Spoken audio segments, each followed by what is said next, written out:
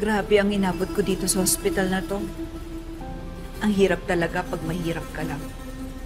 Bukod sa pangit na nga yung lugar, pangit pang serbisyo. Tapos, ang susungit pa ng mga nurses at doktor.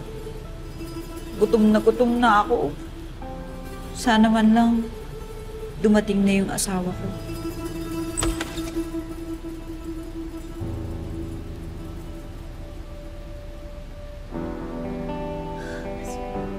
Love, ang sarap niya na. Sa wakas makakatikim rin ako ng ibang pagkain.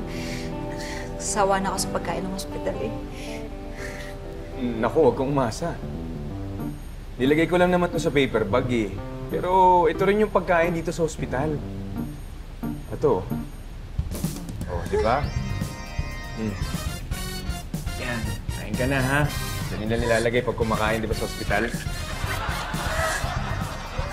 Kainin mo na habang mainit.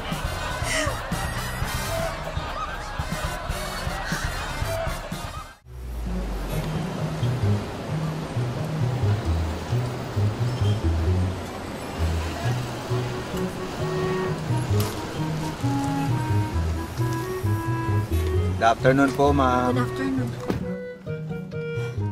Okay na po, andar na po tayo. Yes.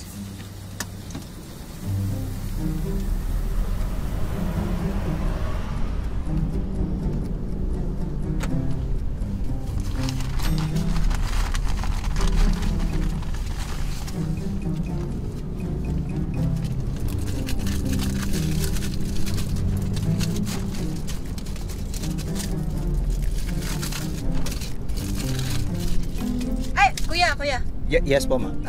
Pwede ba huwag ka munang kumain? Bakit po? Mahirap yung ginagawa mo, nagda-drive ka, hindi ka makapag-focus oh. Ma'am, hindi pa po ako nagla-lunch eh. Gutom na po ako. Pasensya na po. Kahit ano lang, mabilis lang naman ako kakain ito eh. Hindi, wala akong pakialam. Nakaka-distract yung ginagawa mo. Pag hindi mo tinigil yan, ihagis ko yan dito sa pintana. Naku. Sorry po, ma'am. Sorry po.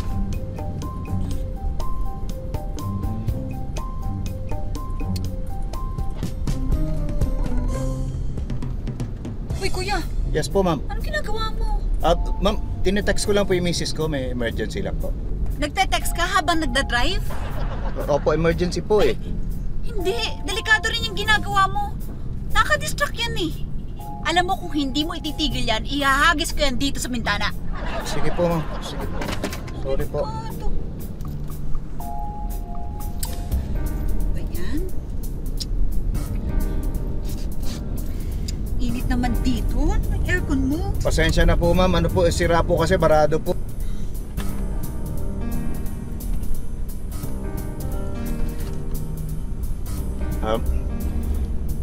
Ma'am, pwede ba pakibalik yung jacket nyo?